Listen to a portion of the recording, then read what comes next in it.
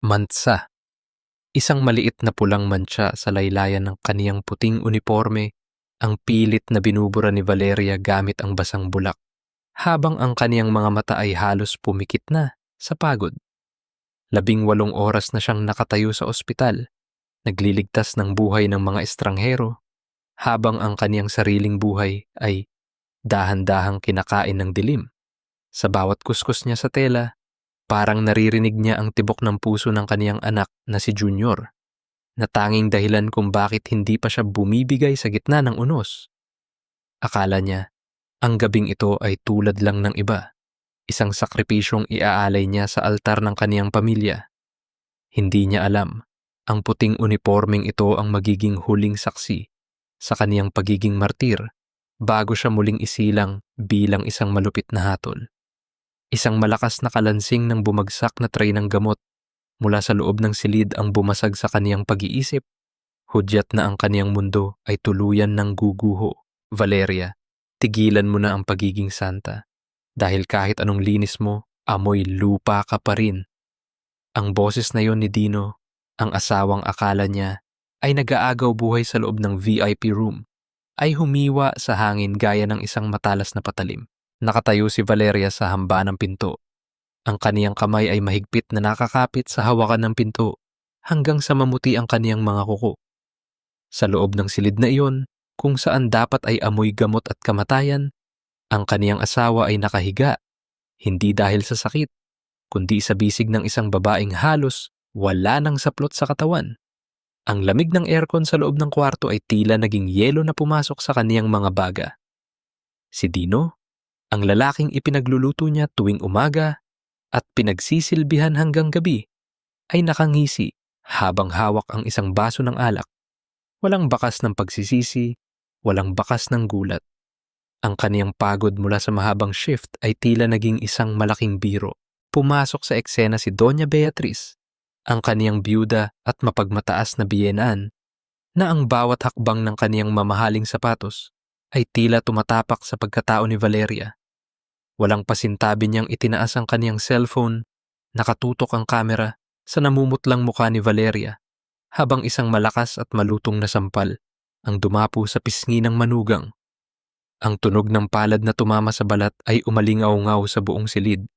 Mas masakit pa kaysa sa anumang sugat na nakita ni Valeria sa ospital. Huwag kang mag-inarte na parang biktima, Valeria. Kasalanan mo ito. Kung hindi ka ba naman pabaya at laging nasa trabaho, hindi maghahanap ng iba ang anak ko. Ang boses ni Doña Beatriz ay puno ng lason.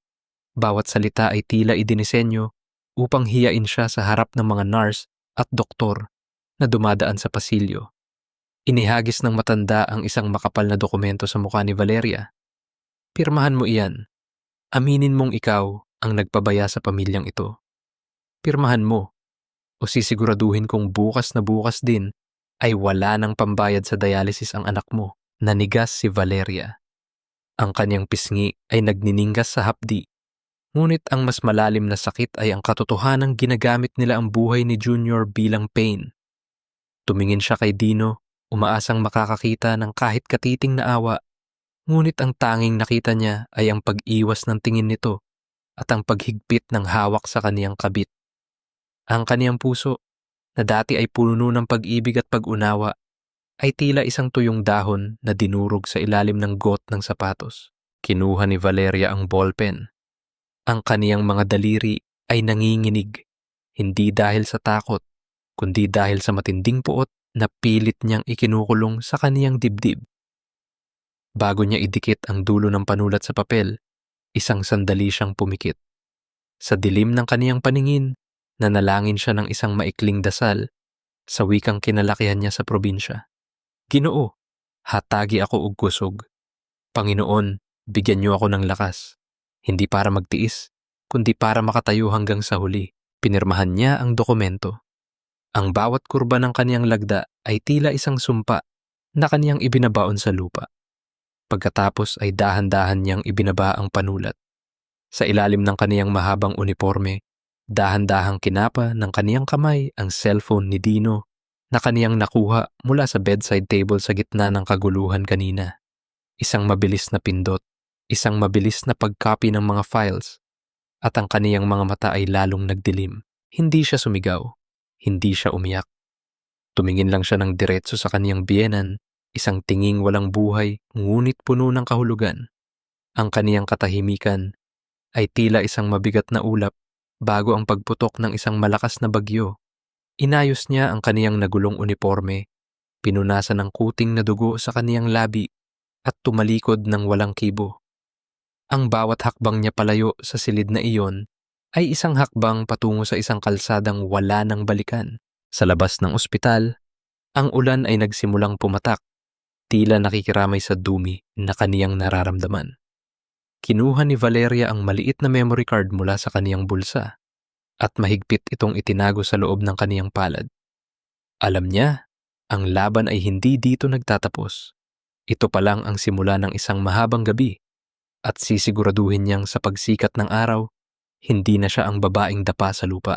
Nakaalis na ang kaniyang taxi nang mapansin niyang ang kaniyang asawang si Dino ay nakatayo sa bintana ang VIP room. Nakatingin sa kanya habang may hawak na baso.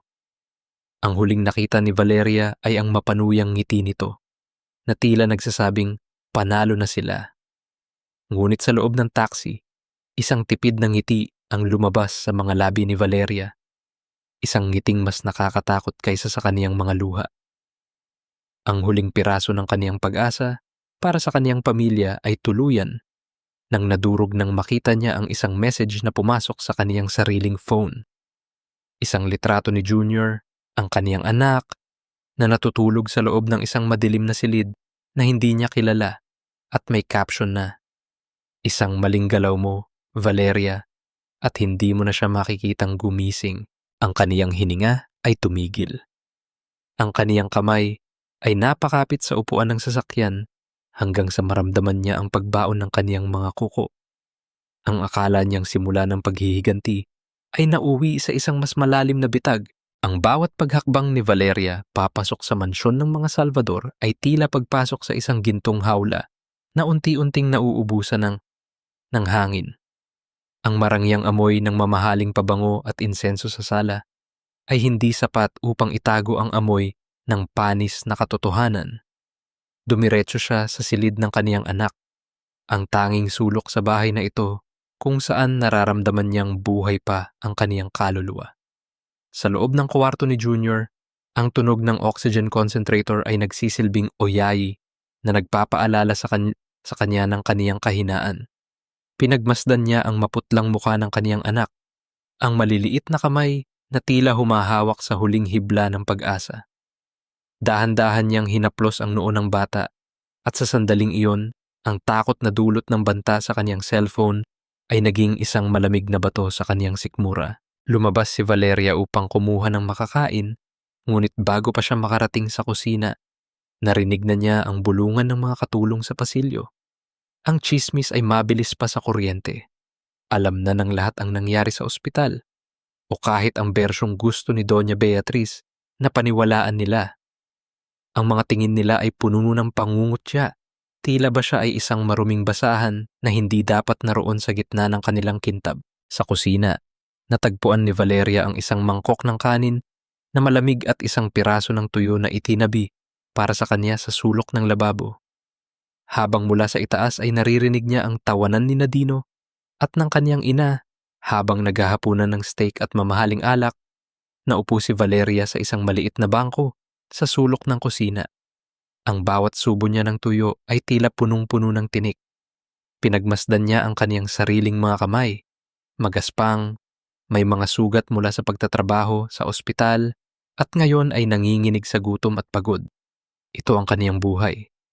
Siya ang yaya, ang nurse, at ang alipin sa bahay na sarili niyang pawis at dugo ang nagpatayo.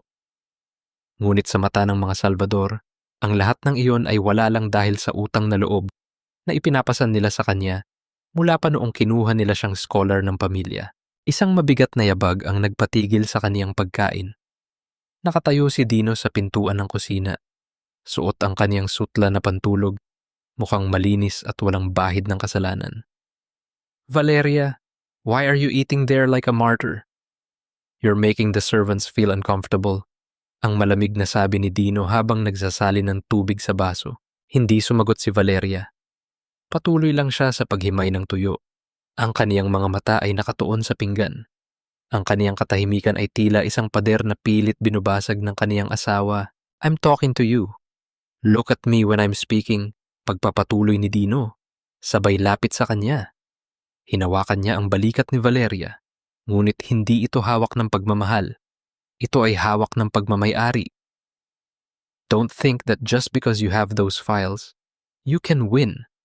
Remember who pays for Junior's specialists. Remember who owns the hospital where he gets treated. Ang bawat salita niya ay tila isang dumi na idinidikit sa balat ni Valeria. Dahan-dahang itinaas ni Valeria ang kaniyang paningin. Dino, asawa mo ako. Hindi ako isang empleyado na maaari mong takutin anumang oras. Dino laughed, a hollow and cruel sound that echoed in the quiet kitchen. You ceased to be my wife the moment you forgot your place, Valeria. You were just a charity case that I decided to marry because you were useful. But now, you're becoming a liability. Kinuha ni Dino ang pinggan ni Valeria at walang pasintabing itinapon ang pagkain nito sa basurahan. You will resign from the hospital tomorrow. I want you here 24/7, serving my mother and taking care of Junior like a proper stay-at-home mother should. No more nursing, no more secrets. Paano ang pera para sa operasyon ni Junior? Ang boses ni Valeria ay paos, ngunit puno ng determinasyon. That's the point, my dear. I will handle the money, but only if you behave. If you don't quit that job and hand over whatever evidence you think you have, I will personally sign the discharge papers for Junior. Let's see how long he lasts without those machines that my money provides. Tinalikuran siya ni Dino, ngunit tumigil ito sa tapat ng pinto. Oh, and by the way, Doña Beatriz wants the house cleaned for the fiesta tomorrow. Make sure the silverware is shining. Ayaw naming mapahiya sa mga bisita dahil lang sa isang tamad na manugang. Naiwan si Valeria sa gitna ng kusina. Ang kaniyang mga paa ay nakatapak sa lamig ng semento. Ang kaniyang hininga ay naging mabigat at ang kaniyang mga mata ay nagsimulang ulanin ng mga luhang pilit niyang pinipigilan.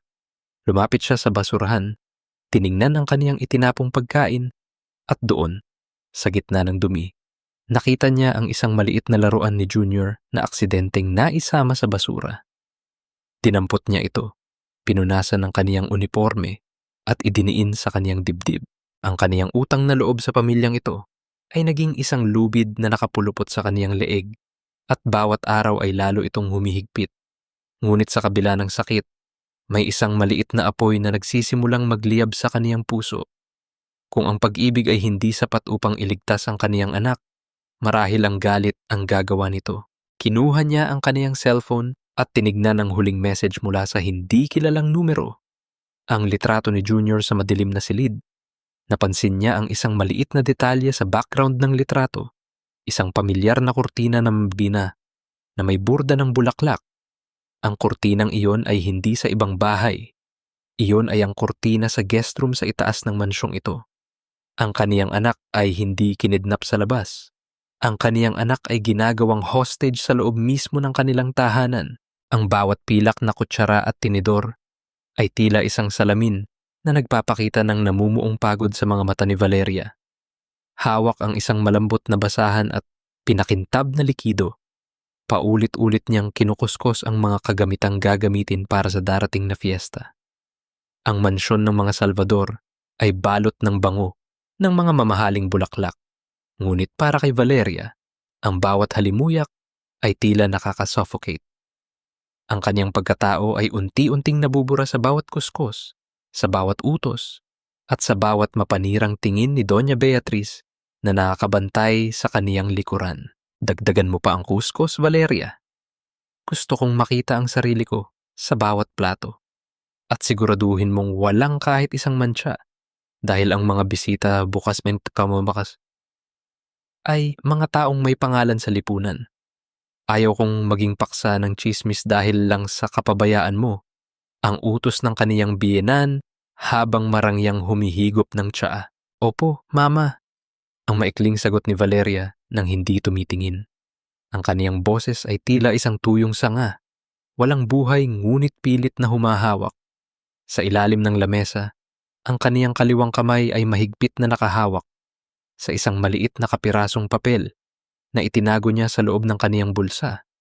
Isang address ng isang simbahan sa kabilang bayan kung saan niya makakatagpo ang tanging taong maaaring makatulong sa kanya. Nang dumating ang hapon, nagpaalam si Valeria na magpupunta sa simbahan upang magdasal para sa kalusugan ni Junior.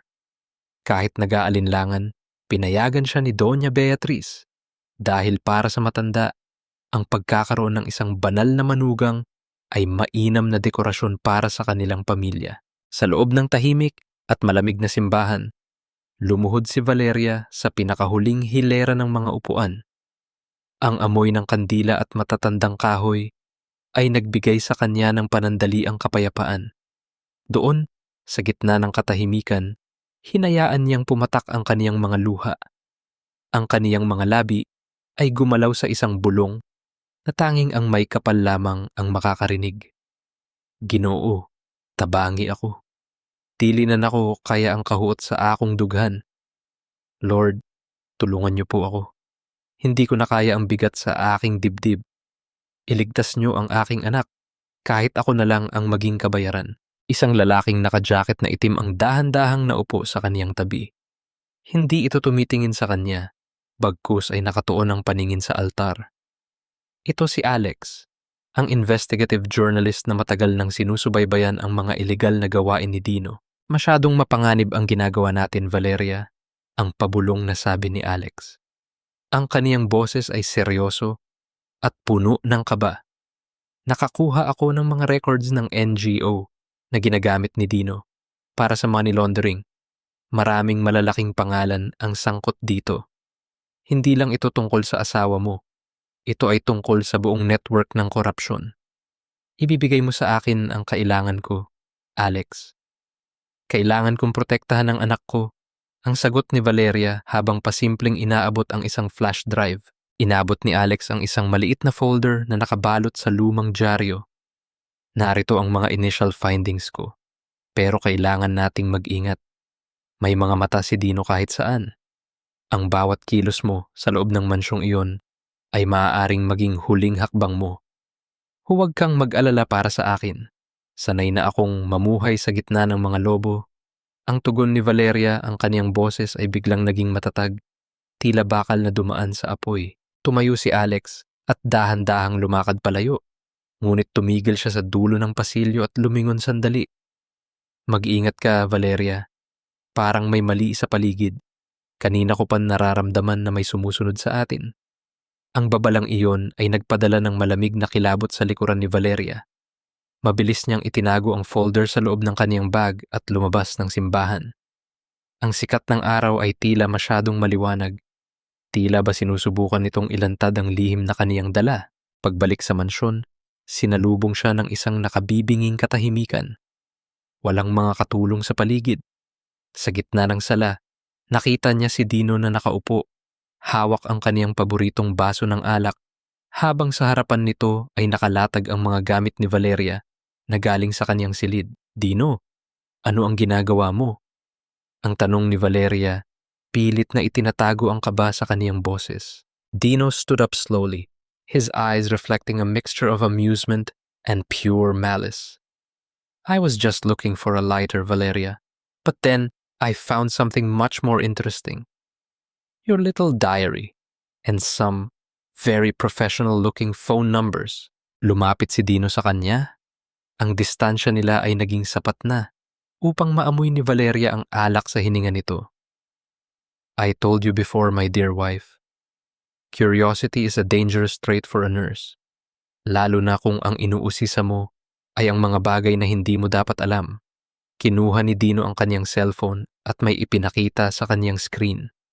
Isang video ni Alex, ang journalist, na pinapasok sa isang itim na sasakyan ng mga lalaking hindi kilala ang muka.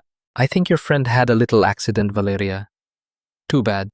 He was such a talented writer. Now tell me, where is that folder he gave you? Dino's voice dropped to a whisper, cold and lethal. Because if you don't give it to me right now, I might have to tell the doctor to stop Junior's medication. Just for a few hours. Let's see how long his little heart can hold on. Ang pag-asang naramdaman ni Valeria sa loob ng simbahan ay tila isang bula na biglang pumutok. Ang folder sa loob ng kaniyang bag ay tila naging libo-libong tonelada ang bigat. Ang liwanag na kaniyang inaasahan ay napalitan ng isang kadilimang mas malalim pa sa kaniyang kinatatakutan. Ang sakit ng sampal ng kaaway ay madaling maghilom, pero ang hapdi ng saksak mula sa sariling dugo ay tila isang lason na walang lunas. Nakatayo si Valeria sa harap ng lumang computer sa maliit na silid sa likod ng mansyon. Ang kaniyang mga daliri ay nanginginig habang pilit na itinitipa ang password ng kaniyang cloud storage. Dito niya itinago ang lahat ng kopya ng mga dokumento ni Dino, ang kaniyang huling baraha, ang kaniyang tanging proteksyon. Error. Incorrect password. Muling sinubukan ni Valeria. 1, 2, 3 beses. Ngunit ang bawat pulang babala sa screen ay tila isang malakas na hiyaw na nagsasabing, wala na ang lahat. Ang kaniyang hininga ay naging mababaw at ang kaniyang paningin ay nagsimulang lumabo. Sa tabi ng monitor, nakita niya ang isang maliit na hair clip na kulay rosas. Isang simpleng bagay na kaniyang ibinigay sa kaniyang kapatid na si Sofia noong kaarawan nito. Isang simbolo ng kanilang sumpaan na kahit anong mangyari, silang dalawa ang magtutulungan. Ate, huwag mo nang subukan. Pinalitan ko na ang lahat. Ang boses ni Sofia ay nanggaling sa dilim ng pintuan. Hindi ito ang boses ng kapatid na kaniyang inalagaan at pinag-aral. Ito ay boses ng isang estrangherong binalot ng takot at pakinabang. Dahan-dahang lumingon si Valeria. Ang kaniyang puso ay tila isang basong nahulog at nadurog sa semento. Sofia? Bakit mo ginawa ito? Ang boses ni Valeria ay halos isang bulong, puno ng hindi maipaliwanag na pait. Lumapit si Sofia, ang kaniyang mga mata ay hindi makatingin ng diretso sa kaniyang ate. Hawak niya ang isang bagong tatak na designer bag, isang bagay na kailanman ay hindi nila kayang bilhin gamit ang kanilang marangal na trabaho. Ate, pagod na ako.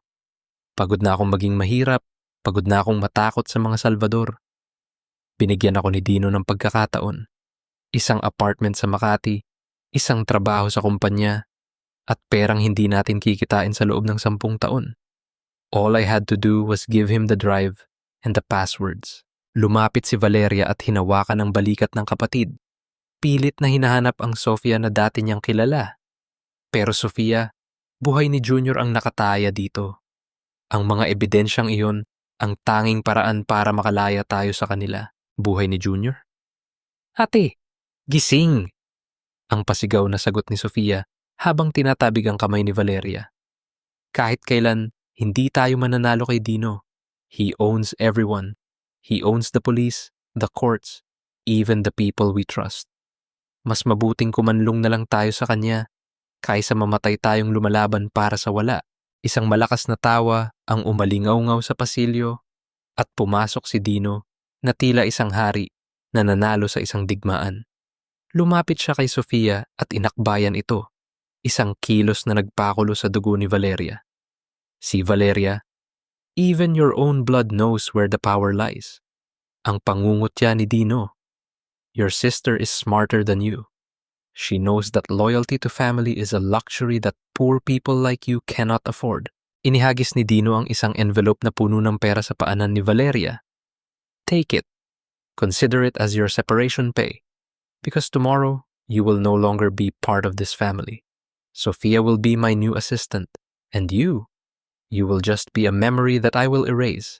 Tumingin si Valeria kay Sofia. Umaasang makakakita ng kahit kaunting pagsisisi. Ngunit tinalikuran lamang siya nito. Ang kaniyang sariling kapatid, ang taong pinagkatiwalaan niya ng kaniyang buhay, ay naging kasangkapan sa kaniyang pagbagsak. Ang kaniyang hininga ay tila naging apoy sa kaniyang lalamunan. Dahan-dahan siyang yumuko at pinulot ang hair clip sa tabi ng computer. Hindi niya kinuha ang pera. Sa halip, lumakad siya patungo kay Sofia at inilagay ang maliit na clip sa palad nito. Sana, Sofia. Sana sapat ang perang binigay niya para mabili ang konsensya mo. Dahil pagdating ng araw na kailanganin mo ang tulong ko, Tandaan mo ang gabing ito. Tumalikod si Valeria at lumabas ng silid. Ang bawat hakbang niya sa pasilyo ng mansyon ay tila paglalakad sa isang libingan. Wala na ang ebidensya. Wala na ang kaniyang kapatid. Wala na ang kaniyang kakampi. Nang makarating siya sa silid ni Junior, nakita niya ang kaniyang anak na mahimbing na natutulog. Walang kamalay-malay na ang mundong kaniyang ginagalawan ay gumuho na. Naupo si Valeria sa tabi ng kama at hinawakan ang kamay ng bata. Doon, sa gitna ng kadiliman, isang kakaibang katahimikan ang bumalot sa kanya. Hindi ito katahimikan ng pagsuko, kundi katahimikan ng isang taong wala na ring mawawala. Kinuha niya ang kaniyang lumang kwintas na may krus at mahigpit itong hinawakan. Ang kaniyang mga mata ay naging malamig at matalim, tila isang talim na hinahasa sa gitna ng gabi. Kung ang mundong ito ay walang hustisya para sa mga tulad niya, siya mismo ang lilikha nito. Hindi na siya lalaban bilang biktima. Lalaban siya bilang isang kaaway na hindi nila inasahan. Ang gabi sa gitna ng dagat ay tila isang malaking kumot na itim, walang hangganan at puno ng nakabibinging katahimikan. Ang marangyang yate ng mga Salvador ay dahan-dahang humahati sa mga alon, isang simbolo ng kayamanan na sa mga oras na ito ay tila isang lumulutang nakabaong para kay Valeria. Nakatayo siya sa gilid ng deck, suot ang isang asul na bestida na ibinigay ni Dino. Isang regalong sumisimbolo raw sa kanilang 10 anibersaryo. Ngunit para kay Valeria, ang tela ng damit ay tila mga kamay na sumasakal sa kanya. Ang bango ng alat ng dagat ay nahahaluan ng amoy ng mamahaling champagne. Isang lason na pilit ipinapainom sa kanya ng tadhana. Dino walked towards her, the moonlight reflecting on his polished shoes. He held 2 glasses, his smile as perfect as the lies he had told for years.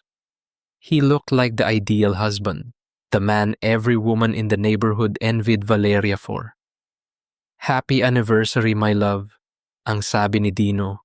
Ang kaniyang boses ay malambing ngunit may kalakip na lamig na hindi kayang itago ng init ng gabi. "You look beautiful tonight." Parang nung unang gabi na nagkita tayo sa ospital, kinuha ni Valeria ang baso, ngunit hindi niya ito ininuman. Tumingin siya sa malayo, sa abot tanaw kung saan ang langit at dagat ay nagiging isa sa kadiliman. "Dino, bakit tayo narito? Nasaan si Junior?" Ang tanong niya. Ang kaniyang boses ay mahina ngunit may lalim ng pagdududa. "Junior is safe, Valeria. He's with my mother. Tonight, it's just us. We need to talk about our future. No more fights, no more folders, no more secrets. Let's just leave everything behind." Lumapit si Dino sa kanya at dahan-dahang inayos ang buhok ni Valeria na tinatangay ng hangin. Inilapat niya ang kaniyang palad sa pisngi ng asawa. Isang kilos na dati ay nagpapatibok sa puso ni Valeria, ngunit ngayon ay nagpapanginig lamang sa kaniyang kalamnan sa takot. "You know, Valeria, I really did love you, in my own way, but you became too difficult. You started asking questions that didn't have happy answers. You tried to destroy the family that gave you everything." Ang bawat salita ni Dino ay tila isang dahan-dahang pagbaon ng patalim sa dibdib ni Valeria. Binaba ni Dino ang kaniyang baso sa railing ng barko. His expression shifted from a fake tenderness to a cold, businesslike indifference. "It's a pity, really. The police will find this yacht tomorrow. They will find traces of an accident, a gas leak perhaps, an unfortunate tragedy for the grieving husband who lost his wife at sea. And the insurance, well, it will be enough to pay for all our debts and more." Nanigas si Valeria. Ang kaniyang hininga ay tila naging yelo. "Dino, huwag." Ang kaniyang pagsusumamo ay nilamon ng tunog ng mga alon. "I'm sorry, Valeria, but as you always say in the hospital, sometimes we have to cut off the infected part to save the whole body. And right now, you are the infection." Isang malakas na pagyanig ang naramdaman mula sa ilalim ng barko. Hindi ito tunog, kundi isang puwersa na nagpatalsik kay Valeria patungo sa railing. Ang init ng isang pagsabog ay biglang bumalot sa gabi. Ang kulay kahel na apoy ay sumayaw sa kaniyang paningin. Nilalamon ang marangyang kahoy at puting pintura ng yate. Sa gitna ng kaguluhan, nakita ni Valeria si Dino na tumalon patungo sa isang maliit na lifeboat na naghihintay sa malayo. Lulan ang kanyang mga tauhan. Walang lumingon, walang tumulong. Ang huling nakita ni Valeria bago siya tuluyang mahulog sa madilim na tubig ay ang anyo ni Dino na dahan-dahang nawawala sa usok, habang ang kanyang asawa ay hinahayaan siyang lamunin ng apoy at dagat. Ang tubig ay kasing lamig ng kamatayan. Bawat patak nito ay tila libu-libong karayom na tumutusok sa balat ni Valeria. Habang dahan-dahan siyang lumulubog, nakita niya sa ibabaw ng tubig ang liwanag ng naglalagablab na yate. Isang nagbabagang impyerno sa gitna ng karagatan. Ang kaniyang asul na bestida ay bumigat. Hila-hila siya pababa sa kailaliman. Sa mga sandaling yon, ang kaniyang buong buhay ay dumaan sa kaniyang isipan. Ang kaniyang pagsisikap bilang nurse, ang kaniyang pagmamahal kay Junior, ang kaniyang mga sakripisyo para sa pamilyang Salvador, na sa huli ay naging kaniyang mamatay tao. Isang huling dalangin ang nabuo sa kaniyang isip habang ang huling bula ng hangin ay lumalabas sa kaniyang mga labi. Hindi ito panalangin para sa kaligtasan, kundi panalangin para sa hustisya. Ang kaniyang kamay ay dahan-dahang bumitaw at ang dilim ng dagat ay tuluyan siyang niyakap. Ang ingay ng pagsabog sa itaas ay unti-unting nawala, napalitan ng isang nakabibinging katahimikan sa ilalim. Ang lahat ay tila tapos na. Ang lahat ay tila naging abo at bula na lamang. Ngunit sa gitna ng kawalan, isang malakas na agos ang humila sa kanya. Isang kamay, matigas at puno ng kalyo, ang humawak sa kaniyang braso bago siya tuluyang mawalan ng malay.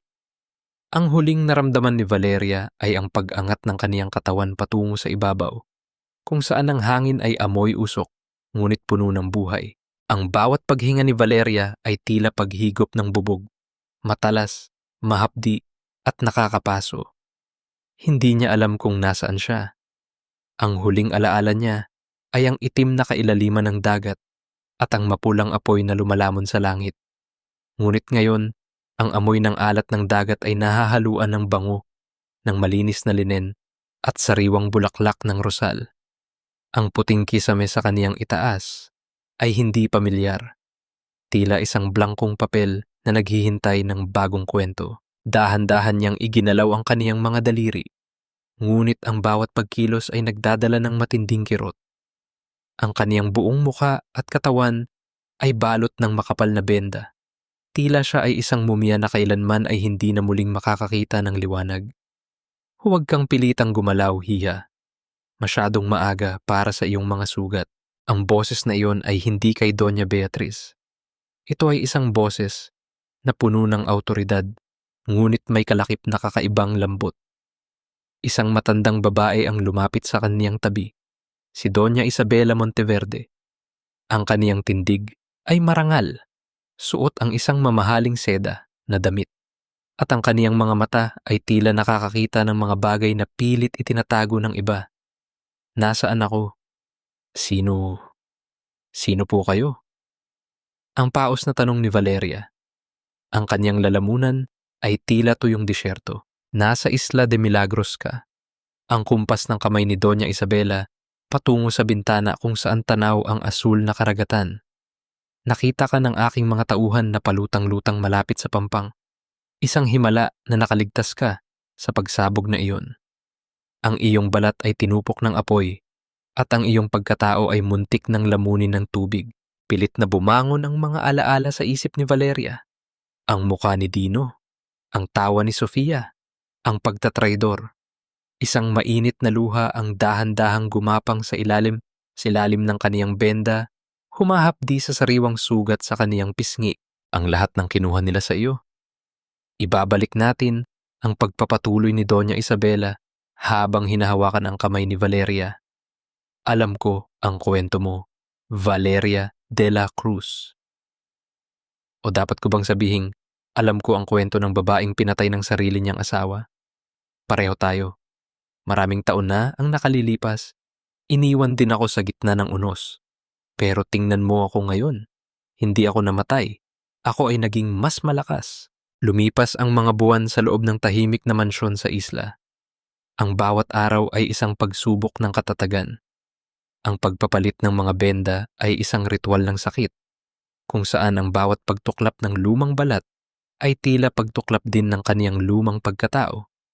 Sa tulong ng pinakamahuhusay na doktor na kinuha ni Doña Isabela, ang mukha ni Valeria ay dahan-dahang binuo muli, hindi upang ibalik ang dati, kundi upang lumikha ng isang bagong anyo.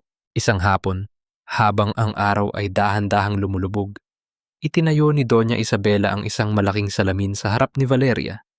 Ito na ang araw na tatanggalin ang huling balot sa kaniyang muka. Handa ka na bang makilala ang babaeng tatapos sa mga Salvador? Ang tanong ni Doña Isabela. Huminga ng malalim si Valeria. Ang kaniyang mga kamay ay hindi na nanginginig. Ang takot na dati ay bumabalot sa kaniya ay napalitan na ng isang malamig na determinasyon. Dahan-dahang inikot ng doktor ang benda. Isa-isang nahulog ang mga puting tela sa sahig, tila mga talulot ng bulaklak na nalalanta. Nang tuluyan ng mahubad ang huling benda, tumitig si Valeria sa salamin. Ang babaeng nakatingin sa kanya ay hindi na ang nurse na si Valeria. Ang kaniyang mga mata ay mas matalim, ang kaniyang ilong ay mas matangos, at ang kaniyang mga labi ay may bakas ng isang ngiting hindi kailanman magpapatawad. Ang kaniyang balat ay kasing kinis ng porselana, walang bakas ng apoy, walang bakas ng kahapon. Valeria is dead. Ang bulong ni Valeria habang hinahawakan ang kaniyang bagong muka. Ang kaniyang boses ay mas mababa, mas puno ng kapangyarihan. Ngumiti si Doña Isabela at ipinatong ang kaniyang kamay sa balikat ng dalaga. From this day on, you are Elena Monteverde, ang aking tagapagmana, ang babaeng babalik sa Maynila hindi para humingi ng awa, kundi para kunin ang lahat ng nararapat sa kanya. Tumingin si Elena sa malawak na dagat. Ang alon ay hindi na nakakatakot para sa kanya. Ang dagat na muntik ng maging kaniyang libingan ay naging kaniyang sinapupunan para sa muling pagsilang. Ngunit sa likod ng kaniyang bagong kagandahan, may isang sugat na hindi kayang hilumin ng anumang operasyon. Ang alaala ni Junior, ang sakit ng isang ina na nawalan ng anak. Ang bawat pintig ng kaniyang puso ay tila isang orasan na nagbibilang ng bawat sandali hanggang sa muli nilang pagkikita. Humanda kayo, Dino. Doña Beatriz, Sofia. Ang bulong ni Elena ay tila isang sumpa na dinala ng hangin patungo sa kabilang pampang. Hindi nyo kakayanin ang lamig ng hiningang ibabalik ko sa inyo. 2 taon, 730 araw ng pagpapanggap, pag-aaral at pagpapatigas ng loob. Ang mansyon ni Doña Isabela sa isang eksklusibong subdivision sa Maynila ay tila isang palasyong yari sa salamin. Malamig, makintab at walang puwang para sa pagkakamali. Nakatayo si Elena Monteverde sa harap ng bintana. Suot ang isang itim na silk robe na kasing dilim ng kaniyang mga balak. Hawak niya ang isang baso ng mamahaling red wine. Pinagmasdan niya ang kulay ng likido na tila dugo ng mga taong kumuha ng kaniyang kaligayahan. Dahan-dahang itinaas ni Elena ang baso at uminom. Hindi siya kumurap, hindi rin siya nangiwi sa pait ng alak. Kahit na ang totoo ay mas gusto pa rin niya ang lasa ng mainit na kape sa isang lumang tasa sa kanilang munting kusina noon. Ngunit ang lasa ng kape ay para kay Valeria, ang babaeng namatay na sa gitna ng dagat. Ang alak na ito ay para kay Elena, ang babaeng isinilang mula sa abo. You're doing well, Elena. Your poise is perfect. Ang wika ni Doña Isabela habang pumasok sa silid. Ang tunog ng kanyang gintong tungkod sa sahig ay tila isang metro na sumusukat sa bawat galaw ni Elena. But remember, the business world in Manila is a jungle. They will smell your fear before they see your face. Do not let them see Valeria. Valeria is gone, Doña. She died 2 years ago, ang sagot ni Elena. Ang kaniyang boses ay parang telang pelos. Malambot ngunit may talim. I've learned how to read financial statements better than I read medical charts. I've learned how to manipulate stocks the way I used to manage IV drips. Good. Because the Salvadors are thriving. Pagpapatuloy ng matanda habang iniaabot ang isang tablet. They think they've won. Dino is now the CEO. And your dear mother-in-law is the queen of charity galas. They've built their empire on your bones, Elena. It's time you take it back, piece by piece. Kinuha ni Elena ang tablet, ang kaniyang mga daliri, na dati ay amoy disinfectant, ngayon ay may suot na isang malaking diamante. Isang regalo mula kay Doña Isabela na sumisimbolo sa kaniyang bagong kapangyarihan. Pinuksan niya ang isang article sa isang lifestyle magazine. Ang headline ay tila isang sampal sa kaniyang muka, The Salvador Renaissance. CEO Dino Salvador to wed longtime partner Maricris in the wedding of the century. Isang malakas na pintig ang naramdaman ni Elena sa kaniyang dibdib. Maricris, ang babaeng nasa loob ng VIP room noong gabing iyon. Ang babaeng ngayon ay nakasuot na ng kaniyang posisyon, kaniyang dangal at kaniyang buhay. Sa litrato, makikita si Dino na nakangiti ng malapad. Ang kaniyang mga braso ay nakapulupot sa baywang ng babae. Mukha silang perpektong pamilya, ngunit hindi ang litrato ni Dino ang nagpatigil sa hininga ni Elena. Sa gilid ng larawan, may isang maliit na batang lalaki na nakatayo, si Junior. Ang kaniyang anak, mas matangkad na ito, ngunit ang kaniyang mga mata ay tila mas malungkot pa kaysa sa huli niyang alaala. Ang bata ay nakasuot ng maliit na tuxedo, tila isang dekorasyon lamang sa kintab ng buhay ng mga Salvador. Elena's hand trembled, causing a few drops of wine to spill on her silk robe. The red stain spread quickly, like a fresh wound. Dahan-dahan niyang ibinaba ang baso sa lamesa. Ang tunog ng kristal na tumama sa marmol ay tila isang hudyat ng digmaan. "Are you okay?" Doña Isabela asked, her eyes narrowing. Hindi sumagot si Elena. Sa halip, lumapit siya sa salamin at tinitigan ang kaniyang bagong mukha. Hinawakan niya ang kaniyang lalamunan. Tila hinahanap ang boses ni Valeria na pilit niyang ibinabaon. Ang kaniyang pag-asa na makitang muli ang kaniyang anak ay muling nagliyab. Ngunit may kasama na itong matinding pait. They are celebrating ang bulong ni Elena. They think the past is buried, but I am the ghost they didn't expect. I will attend that wedding, Doña. Not as a guest, but as their worst nightmare. Tumalikod si Elena at kinuha ang isang mamahaling ballpen mula sa kaniyang table. Sinimulan niyang pirmahan ang mga dokumento para sa pagbili ng mga shares ng kumpanya ng mga Salvador sa ilalim ng isang shell company. Ang bawat stroke ng kaniyang panulat ay tila isang hakbang papalapit sa kaniyang paghihiganti. I don't want them to just lose their money, Doña, Elena said, looking straight into the older woman's eyes. I want them to lose their face. I want the world to see the filth behind their gold. I want them to crawl the way I crawled out of that ocean. Ito ang mata ng bagyo. Si Elena ay handa na. Ang kaniyang maskara ay perpekto na. Ang kumpas ng kaniyang mga daliri ay tila isang konduktor na naghahanda para sa isang trahedya. Ngunit sa ilalim ng lahat ng iyon, ang puso ng isang ina ay patuloy na sumisigaw ng pangalan ng kaniyang anak. Isang hiyaw na walang tunog, ngunit sapat na upang gumuho ang buong mundo. Ang bawat hakbang ni Elena Monteverde sa marangyang ballroom ng Manila Hotel ay tila isang deklarasyon ng digmaan na nakabalot sa telang sutla. Ang kislap ng mga kristal na chandelier sa kaniyang itaas ay nagbibigay ng liwanag sa kaniyang itim na gown na may mahabang tren. Tila isang reyna ng kadiliman na kararating lang sa sarili niyang kaharian. Ang amoy ng mamahaling pabango at sariwang bulaklak ay pumupuno sa hangin. Ngunit para kay Elena, ang tanging amoy na kaniyang nararamdaman ay ang amoy ng luma at maduming sikreto ng mga taong naroroon. Huminto siya sa gitna ng silid. Ang kaniyang kamay ay mahigpit na nakakapit sa isang maliit na silver clutch. Ramdam niya ang mga mata ng mga tao na nakatitig sa kaniya. Ang mga bulungan, ang mga tanong, ang paghanga na may halong inggit. Hindi nila alam na ang babaeng tinitingala nila ngayon ay ang mismong babaeng itinapon nila sa basura 2 taon na ang nakalilipas. Dino Salvador was there, standing at the center of a circle of influential businessmen. He looked impeccable in his designer tuxedo, a glass of champagne in his hand, laughing as if he didn't have a single drop of blood on his conscience. Beside him was Doña Beatriz, looking like a matriarch of a dynasty, her neck draped in diamonds that were likely paid for by the life insurance of the daughter-in-law she helped kill. Dahan-dahang lumakad si Elena patungo sa kinalalagyan nila. Sa bawat distansyang nawawala, mas bumibilis ang pintig ng kaniyang puso, ngunit ang kaniyang muka ay nanatiling kasing lamig ng marmol.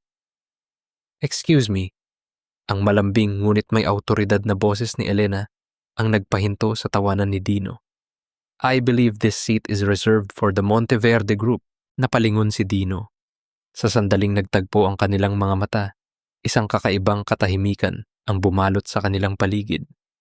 Ang baso ng champagne sa kamay ni Dino ay bahagyang nayanig. May kung anong takot na dumaan sa kaniyang mga mata.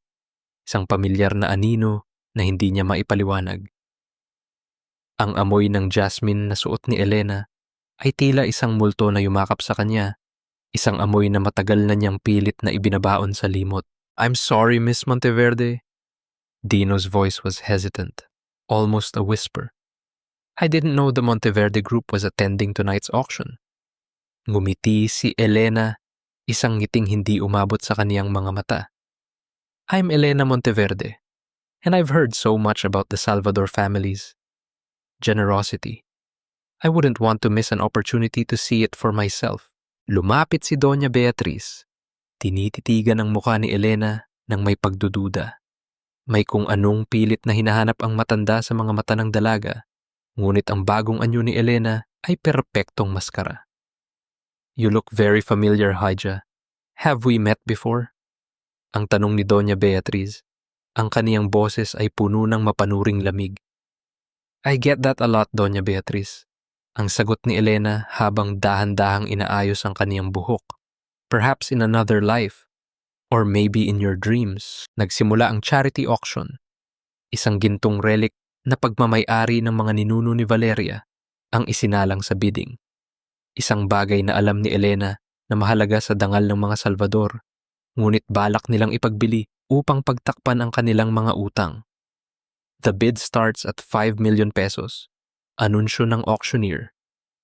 6 million, mabilis na sabi ni Dino. Nais ipakita ang kaniyang kapangyarihan sa harap ng maraming tao.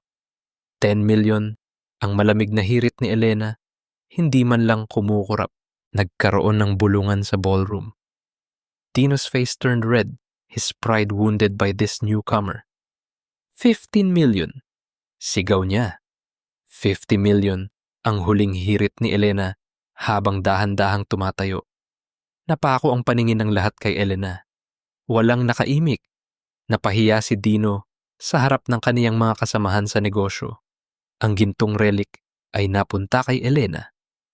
Isang tagumpay na maliit pa lamang kumpara sa kaniyang mga balak. Dino walked towards her after the auction, his face a mixture of anger and a strange, disturbing fascination. "That was a bold move, Ms. Monteverde. You clearly have a lot of money to throw away." "It's not about the money, Mr. Salvador," Elena said, leaning in closer until she could smell the alcohol and the guilt in his breath. "It's about taking back what doesn't belong to others." Biglang naramdaman ni Elena ang isang kamay na dahan-dahang humawak sa kaniyang siko. Isang lalaking may malalim na mga mata at banayad na tindig ang tumayo sa kaniyang tabi. Gabriel Villanueva. "I think the lady has had enough of this conversation, Dino," ang sabi ni Gabriel. Ang kaniyang boses ay kalmado ngunit may dalang banta. "Gabriel?" Dino's eyes narrowed. "What are you doing here? And how do you know her?" Gabriel didn't answer. Instead, he looked at Elena with a look that she couldn't understand. It wasn't the look of a stranger. It was the look of someone who knew exactly who she was behind that expensive mask. "Shall we, Elena?" Gabriel asked, offering his arm. Tumango si Elena at dahan-dahang lumakad palayo. Iniiwan si Dino na nakatayo sa gitna ng ballroom, balot ng kalituhan, at isang kakaibang kaba na hindi siya tinatantanan. Ngunit bago sila tuluyang lumabas, isang maliit na bata ang tumakbo patungo sa direksyon ni Dino. "Papa! Papa, I want to go home!" Ang hiyaw ni Junior. Tumigil ang mundo ni Elena. Ang kaniyang mga paa ay tila nabaon sa semento. Dahan-dahan siyang lumingon at nakita ang kaniyang anak, ang kaniyang junior na hawak-hawak ni Dino sa kamay. Ang bata ay mukhang pagod at malungkot, malayo sa masayahing bata na kaniyang iniwan. The urge to scream, to run, and to grab her child was so strong that Elena's nails dug deep into Gabriel's arm. Ngunit kailangan niyang magtiis. Isang maling galaw at mawawala ang lahat. Elena's eyes met Junior's for a split second. The boy stopped crying and stared at her, his small brow furrowed in confusion. He didn't recognize her face, but for a moment, the world seemed to stand parin. "Who is she, Papa?" Junior asked, pointing a small finger at Elena. Dino looked at Elena, then at his son, his expression darkening. "She's just a stranger, Junior. A stranger who thinks she can buy everything. Let's go." Hinitak ni Dino ang bata palayo. Pinanood ni Elena ang kaniyang anak na dahan-dahang nawawala sa karamihan ng mga tao. Ang kaniyang hininga ay naging mabigat at ang kaniyang paningin ay nagsimulang lumabo sa mga luhang pilit niyang ipinagkakait. "Wait," Gabriel whispered, sensing her breakdown. "Not here. Not now." Dinala siya ni Gabriel sa terrace, malayo sa ingay ng auction. Doon, sa ilalim ng malamig na hangin ng gabi, binitawan ni Elena ang kaniyang clutch at napasandal sa pader. Ang kaniyang buong katawan ay nanginginig. "He didn't know me. Gabriel. My own son didn't know me." Ang bulong ni Elena. Ang kaniyang boses ay puno ng pait na mas matindi pa sa kamatayan. Gabriel stood silently beside her, looking out at the city lights. He didn't offer empty words of comfort. Instead, he reached into his pocket and handed her a small, worn-out handkerchief. The same kind of handkerchief Valeria used to carry when she was still a nurse. How did you get this?" Elena asked, her eyes widening in shock. Gabriel looked at her, his gaze intense and unwavering. "I told you, Elena. I see the pain behind the mask, and I've been waiting for you to come back for a very long time." Ang malamig na hangin sa teres ay tila humahagupit sa balat ni Elena, ngunit mas matindi ang panginginig ng kaniyang kalooban. Nakasandal siya sa malamig na rehas. Ang kaniyang hininga ay putol-putol, habang ang bawat tibok ng kaniyang puso ay sumisigaw ng pangalan ni Junior. Ang imahe ng kaniyang anak na hila-hila ni Dino ay tila isang sugat na muling binuksan, sariwa at dumadanak ang pait. Dahan-dahang lumapit si Gabriel. Hindi siya nagsalita. Hindi rin niya tinangkang hawakan ang kamay ni Elena. Sa halip, hinubad niya ang kaniyang coat at dahan-dahang ipinatong ito sa mga balikat ng dalaga. Ang init ng tela at ang amoy ng sandalwood at lumang libro na nagmumula rito ay tila isang yakap na hindi mapanganib. Sa sandaling iyon, hindi naramdaman ni Elena ang bigat ng kaniyang maskara. Naramdaman niya ang init ng isang taong naroon para lamang saksi sa kaniyang paghihirap. "Hindi mo kailangang maging matapang sa harap ko, Elena," ang mahinahong sabi ni Gabriel. Nakatingin siya sa malayo, binibigyan si Elena ng puwang upang huminga. "I know how it feels to be a ghost in your own life." Ang mabuhay sa dilim habang ang iba ay nagsasaya sa ilalim ng liwanag na ninakaw mula sa iyo. Humarap si Elena sa kanya. Ang kaniyang mga mata ay puno ng pagdududa. "Bakit mo ito ginagawa, Gabriel? Sino ka ba talaga? At paano napunta sa iyo ang panyo ni Valeria?" Gabriel turned to her, his gaze intense. "I found that handkerchief 2 years ago, sa dalampasigan, malapit sa kinalubugan ng yate. I was there, Elena. I saw the explosion. I was the one who pulled you out of the water before Doña Isabella's men arrived.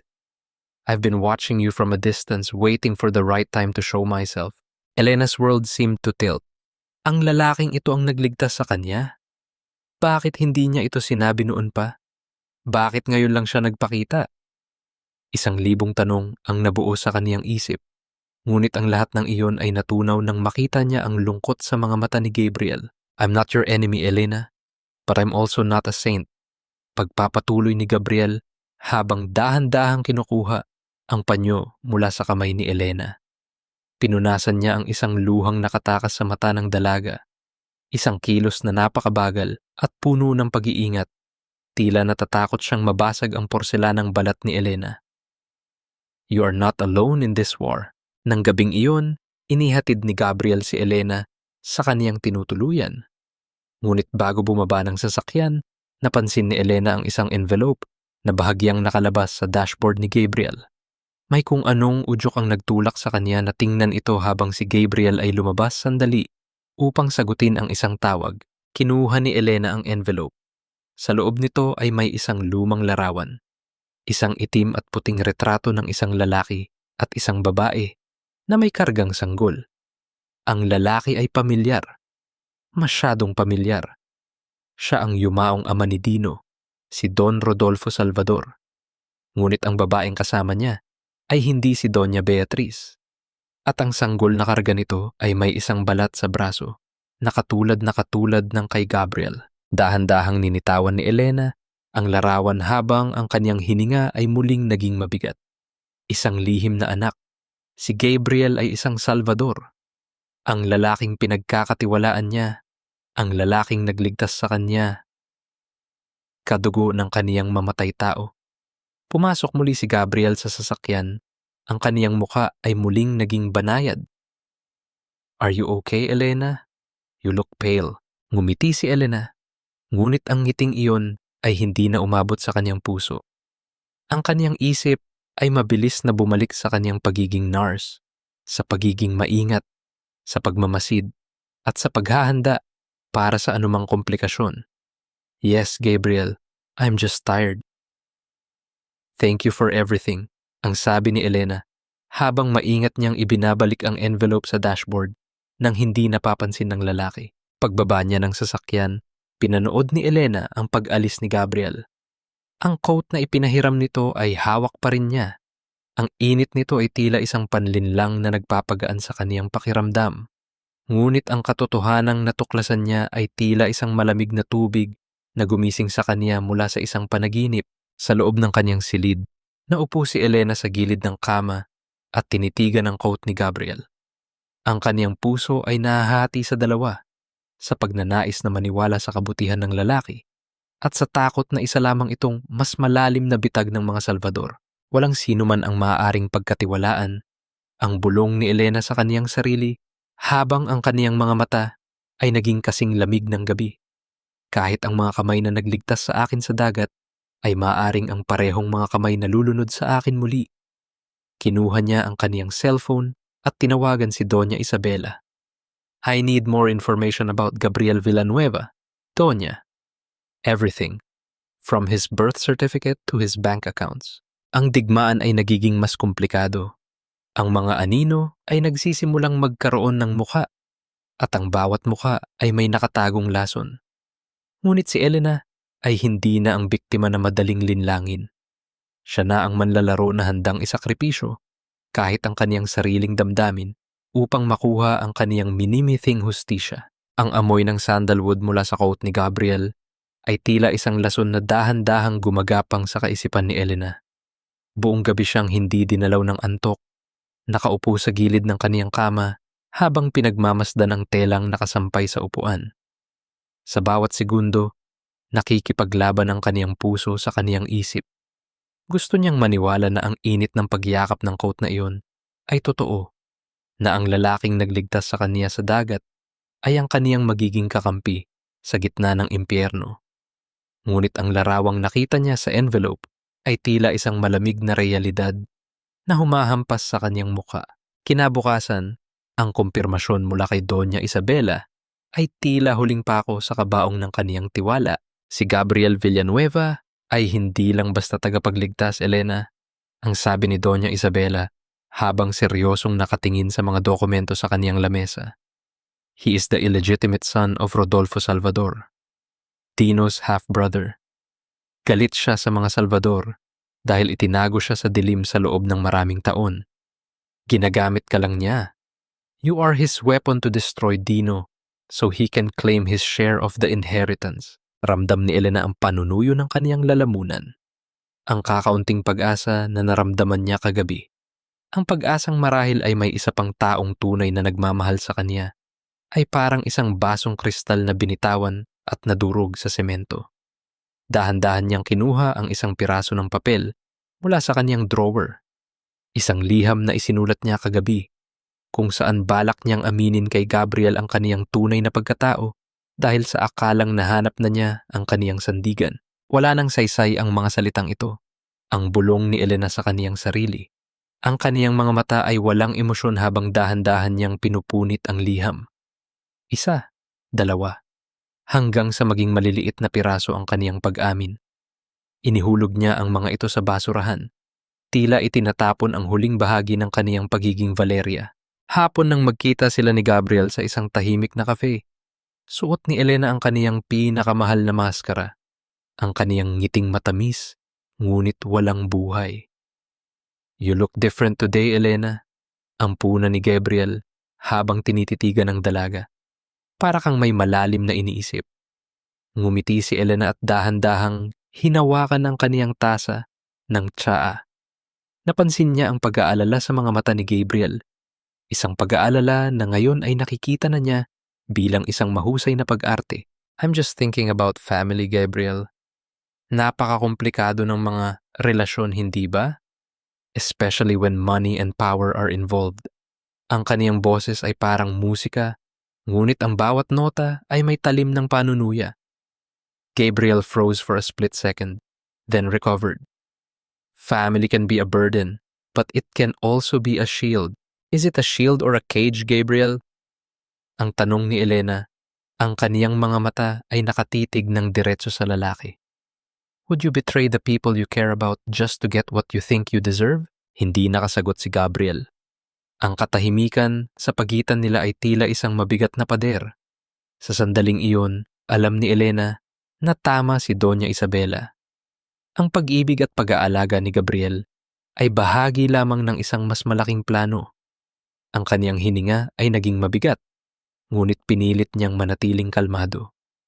Ang sakit ng pagtatraidor ni Gabriel ay tila isang luma at pamilyar na sugat na muling kumikirot. Pag-uwi sa mansyon, isang hindi kilalang numero ang nagpadala ng isang video message sa kaniyang cellphone. Nanginginig ang kaniyang kamay habang pinindot ang play button. Ang video ay kuha sa loob ng isang marangyang garden. Nakita niya si Junior, ang kaniyang anak, na nakaupo sa kandungan ni Marie Chris, ang babaeng pumatay sa kaniyang katinuan. Ang bata ay tumatawa habang sinusubuan ng cake ng babae. "Mommy, can we go to the park later?" Ang boses ni Junior na kasing linaw ng kristal. Marie Chris smiled and kissed the boy's forehead. "Of course, my baby. Anything for my son." Ang cellphone ay nalaglag mula sa kamay ni Elena. Ang tunog ng pagbagsak nito sa carpet ay tila sapat na upang gumuhong kamu ang kaniyang buong mundo. "Mommy." Tinawag ng kaniyang anak na Mommy, ang babaeng naging mitya ng kaniyang kamatayan. Ang kaniyang sariling dugo at laman ay dahan-dahang ninanakaw mula sa kanya, at ang kaniyang alaala ay pilit na binubura sa puso ng kaniyang anak. Napaluhod si Elena sa gitna ng silid. Ang kaniyang mga luha ay hindi na mapigilan, ngunit walang tunog na lumalabas sa kaniyang mga labi. Ang kaniyang sakit ay napakalalim na kahit ang pagsigaw ay hindi sapat upang ilabas ito. "Ginoo, nga naman, bakit po ganito kasakit?" Ang pabulong niyang dasal sa wikang kinalakihan. Ang kaniyang mga kamay ay mahigpit na nakakapit sa kaniyang dibdib. Tila ba sinusubukan niyang pigilan ang kaniyang puso na tuluyang mawasak. Sa gitna ng kaniyang pagdadalamhati, ang kaniyang cellphone ay muling umilaw. Isang message mula kay Dino. "Tomorrow is the big day, Miss Monteverde. I hope you're ready for the surprise of your life." Ang pait, ang galit, at ang pagtatraidor ay nagsama-sama sa loob ni Elena. Ang kaniyang mga mata, na kanina lang ay puno ng luha, ngayon ay nagningas ng isang apoy na mas mainit pa sa pagsabog sa yate. "Hindi niyo na ako makikitang umiyak," ang bulong ni Elena habang dahan-dahan siyang tumatayo. "Kung gusto niyo ng sorpresa, ibibigay ko sa inyo ang pinakamaduguong sorpresa na kailanman ay hindi niyo malilimutan." Ang kaniyang pag-asa ay tuluyan ng nadurog, ngunit sa abo nito ay isinilang ang isang halimaw na walang takot at walang awa. Ang laban ay hindi na para sa kaligtasan. Ito ay para sa ganap na pagkawasak. Ang bawat hakbang ni Elena sa pasilyo ng pribadong ospital na pagmamay-ari ng mga Salvador ay tila paglalakad sa loob ng isang kabaong nayari sa salamin. Ang amoy ng antiseptic at ang nakabibinging katahimikan ng VIP wing ay nagpapadama sa kanya ng isang uri ng lamig na hindi kayang pawiin ng kaniyang mamahaling suot na blazer. Dito, sa dulo ng pasilyo, matatagpuan ang kwartong may markang restricted access. Huminto si Elena sa harap ng isang malaking glass partition. Sa kabilang panig ng salamin ay isang playroom na puno ng mga makukulay na laruan. Ngunit ang lahat ng iyon ay tila walang buhay sa paningin ni Elena. Doon, sa gitna ng silid, nakaupo si Junior. Ang kaniyang anak ay mukhang masigla, ngunit ang putla sa kaniyang mga labi at ang maliit na medical bracelet sa kaniyang pulso ay sapat na upang durugin ang puso ng isang ina. Dahan-dahan itinaas ni Elena ang kaniyang kamay at idinikit ang kaniyang mga daliri sa malamig na salamin. Ang kaniyang hininga ay nag-iwan ng manipis na hamog sa ibabaw nito. Gusto niyang sumigaw, gusto niyang wasakin ang salaming naghihiwalay sa kanila, ngunit nanatili siyang estatwa. Ang kaniyang mga kuko ay bumaon sa kaniyang sariling palad habang pinagmamasdan ang bawat galaw ng kaniyang anak. Bukas ang pinto sa kabilang panig at pumasok si Marie Chris. Ang kaniyang ngiti ay tila isang perpektong maskara ng kabutihan. Lumapit siya kay Junior at dahan-dahang hinaplos ang buhok ng bata. Junior, baby, look what I bought for you. It's the robot you wanted. Ang malambing na boses ni Marie Chris na abot hanggang sa kabilang panig ng salamin dahil sa intercom. Thank you, Mommy. Ang hiyaw ni Junior habang yumayakap sa baywang ni Marie Chris. Ang salitang mommy ay tila 1,000,000 toneladang bigat na bumagsak sa balikat ni Elena. Ang kaniyang mga labi ay nanginginig at ang kaniyang paningin ay nagsimulang lumabo sa mga luhang pilit niyang pinipigilan. Kinagat niya ang kaniyang ibabang labi hanggang sa malasahan niya ang pait ng sarili niyang dugo. Huwag lang siyang makagawa ng anumang tunog na maglalantad sa kanya. Panoorin ang kaniyang kaaway na ninanakaw ang pagmamahal ng kaniyang anak ay isang uri ng impyerno na hindi niya kailanman naisip na mararanasan niya. Gusto niyang pumasok doon at sabihing, hindi siya ang nanay mo, ako ang nanay mo, ako ang nagluwal sa iyo sa gitna ng hirap. Pero alam ni Elena, ang katotohanan ay isang marupok na bagay sa mga sandaling ito. Lumuhod si Marie Chris sa harap ng bata at hinalikan ito sa noo. You're such a good boy. Unlike your other mother who left us for a man and more money, right? We don't need her anymore. We have each other. Napahawak si Elena sa kanyang dibdib.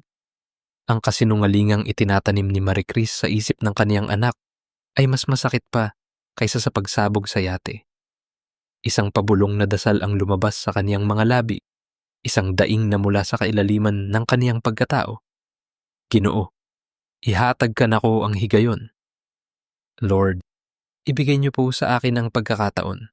Huwag niyo pong hayaang malimutan niya ako ng tuluyan. Tumunog ang kaniyang cellphone. Isang tawag mula sa nurse para kay Marie Chris. Tumayo ang babae at lumabas sandali ng silid upang sagutin ang tawag. Iniiwan si Junior na mag-isang naglalaro sa gitna ng kwarto. Ito na ang pagkakataon. Lumapit palalo si Elena sa salamin. Kumatok siya ng napakahina. Sapat lang para makuha ang atensyon ng bata. Napatingin si Junior sa direksyon ng salamin. Huminto siya sa paglalaro at dahan-dahang tumayo. Naglakad ang bata papalapit sa glass partition. Ang kaniyang maliliit na paa ay walang tunog sa carpet. Tumigil siya sa harap mismo ni Elena. Ang kanilang mga mukha ay naghihiwalay lamang ng ilang pulgada ng makapal na salamin. Elena's heart pounded like a drum. She looked into her son's eyes, the same eyes she used to kiss every night. For a moment, it seemed like the world stopped. The sterile hospital hallway, the pain of the past, the mask she was wearing, everything disappeared. She was just a mother looking at her child. She traced the outline of his face on the glass, her tears finally falling freely, wetting her cheeks. She mouthed the words, "I love you," but no sound came out. Junior tilted his head, his small brow furrowing in confusion. He stared at Elena's tear-streaked face, his own eyes reflecting a strange sense of familiarity that he couldn't quite place. "Why are you crying, lady?" Ang boses ni Junior na lumabas sa intercom, mahina at puno ng inosenteng pagtataka. "Who are you? Do I know you?" Ang kaniyang mga salita ay tila isang huling saksak sa puso ni Elena. Ang kawalan ng pagkilala sa mga mata ng kaniyang sariling anak ay ang pinakamabigat na parusang kailangan niyang pasanin. Bago pa siya makasagot, narinig niya ang tunog ng papalapit na mga sapatos ni Marie Chris sa pasilyo. Kailangang umalis ni Elena. Kailangan niyang bumalik sa dilim. Ngunit sa huling sandali, muling tumingin si Junior sa kanya. Ang kaniyang maliit na kamay ay dahan-dahang dumampi rin sa kabilang panig ng salamin. Doon mismo sa tapat ng kamay ni Elena. "Don't be sad, lady. Mommy said only bad people cry because they have secrets. Are you a bad person?" Ang bawat pirma ni Dino sa mga dokumentong nakalatag sa lamesa ay tila isang tunog ng pako na dahan-dahang ibinabaon sa kaniyang sariling kabaong. Sa loob ng kaniyang pribadong opisina na nakatanaw sa kislap ng mga ilaw ng Makati, si Dino ay mukhang isang haring handa ng sakupin ng buong mundo. Hindi niya alam na ang babaeng nasa harap niya, si Elena Monteverde, ay ang mismong bitag na kaniyang nilulon ng buong buo. "Miss Monteverde, this project is a masterpiece. The Monteverde Salvador Heights will not just be a real estate development, it will be our legacy." Ang sabi ni Dino habang masayang iniikot ang kaniyang mamahaling ballpen sa kaniyang mga daliri. Hindi niya maalis ang paningin sa mga numero sa contract. ₱1 bilyong na investment na magliligtas sa kaniyang kumpanya mula sa pagkalugi. "It's not just about the money, Mr. Salvador. It's about power," ang malamig na sagot ni Elena. Nakaupo siya ng tuwid, ang kaniyang mga binti ay nakakrus ng marangal habang pinapanood ang kaniyang asawa na pirmahan ang kaniyang sariling kamatayan sa negosyo. Sa bawat stroke ng panulat ni Dino, nararamdaman ni Elena ang isang uri ng katarungang matagal na niyang hinintay. "I agree. Power is everything." Ang dugtong ni Dino, sabay sulyap kay Elena nang may halong pagnanasa at paghanga. "You know, Elena, I've met a lot of business women, but you have a certain darkness that I find very attractive." Para kang isang bagyo na nakabalot sa sutla. Ngumiti si Elena, isang ngiting hindi umabot sa kaniyang mga mata. Isang ngiting nagsasabing, alam niya ang bawat maruming sekreto sa likod ng kurbata ni Dino. "I've been told that before. But storms are dangerous, Mr. Salvador. They don't just pass by. They leave nothing but ruins." Inabot ni Dino ang huling pahina ng kontrata. "This is it. As collateral, I am pledging 60% of the Salvador Group's shares. Once this deal is finalized tomorrow, the Salvadors will be untouchable." "Untouchable?" Ang pag-uulit ni Elena, ang kaniyang boses ay tila isang bulong ng hangin sa gitna ng gabi. Hindi alam ni Dino na ang mga shares na kaniyang isinasanla ay mapupunta sa isang kumpanyang pagmamay-ari ni Doña Isabela kung saan si Elena ang may ganap na kontrol. Sa oras na pumasok ang investment, dadaan ito sa isang serye ng mga dummy accounts na magpapaliwanag sa lahat ng money laundering na ginawa ni Dino sa loob ng maraming taon. Ang bilyon na inaasahan niya ay hindi kailanman darating. Sa halip, ang darating ay ang mga warrants of arrest at ang pagbagsak ng kaniyang pangalan. Dino stood up and offered a toast. "To our partnership and to the 50th anniversary of the Salvador Group tomorrow night. I hope you'll be there, Elena. I want you by my side when I announce this deal to the world. I wouldn't miss it for the world, Dino. It's going to be a night that no one will ever forget." Ang tugon ni Elena habang itinataas din ang kaniyang baso. Ang tunog ng pagtama ng kanilang mga kristal na baso ay tila isang hudyat ng simula ng katapusan. Nang lumabas si Elena sa opisina, sinalubong siya ni Gabriel sa pasilyo. Ang mukha ni Gabriel ay puno ng pag-aalangan at lungkot. "Elena, stop this. Hindi mo kailangang gawin ito sa ganitong paraan." Ang pabulong na sabi ni Gabriel, hinahawakan ang braso ni Elena upang patigilin ito. "I can help you get Junior back without destroying everything." Binitawan ni Elena ang kaniyang braso mula sa pagkakahawak ng lalaki. Ang kaniyang mga mata ay walang bakas ng emosyon. Everything was already destroyed 2 years ago, Gabriel. Ang nakikita mo ngayon ay ang mga labi na lamang, at ang mga labi na ito ay kailangang magliyab upang malinis ang lahat. Tinalikuran niya si Gabriel at dahan-dahang naglakad patungo sa elevator. Ang kaniyang puso ay tila naging isang makina, tumpak, malamig, at walang puwang para sa awa. Pagdating niya sa kaniyang sasakyan, kinuha ni Elena ang isang lumang litrato ni Junior na itinatago niya sa loob ng kaniyang pitaka. Hinaplos niya ang muka ng bata at sa sandaling iyon, ang kaniyang muka ay bahagyang lumambot.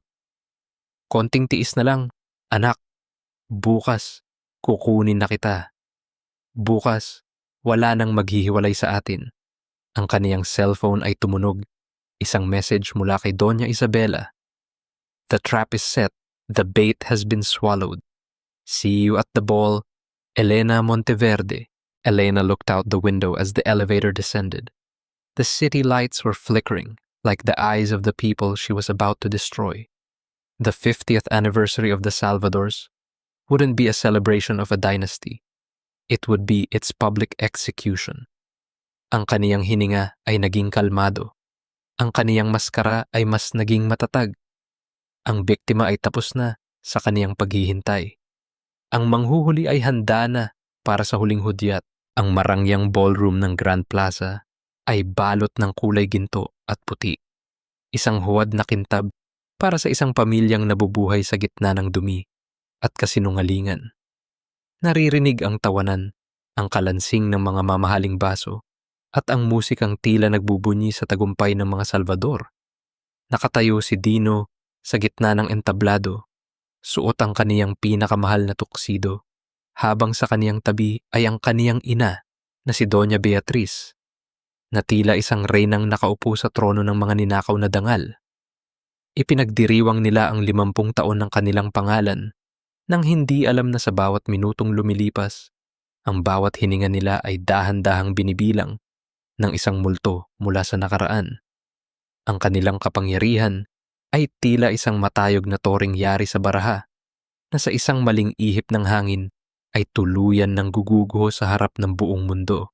It's time to announce our new partner. Ang mayabang na anunsyo ni Dino sa harap ng mga kamera at mga maimpluwensyang tao. I would like to welcome Miss Elena Monteverde. Together, we will build a future that is. Hindi natapos ni Dino ang kaniyang sasabihin. Ang malalaking pinto ng ballroom ay dahan-dahang bumukas at ang lahat ng paningin ay natuon sa babaeng pumasok. Hindi ito ang Elena Monteverde na nakasanayan nilang makita. Si Elena ay suot ang isang itim na gown na may mahabang black mantilla, isang belo ng pagluluksa na tila nagdadala ng lamig ng kamatayan sa loob ng mainit na silid. Ang bawat hakbang niya ay may bigat. Walang tunog sa pulang karpet, ngunit sapat na upang patigilin ang tibok ng puso ni Dino. Miss Monteverde, why are you dressed in black?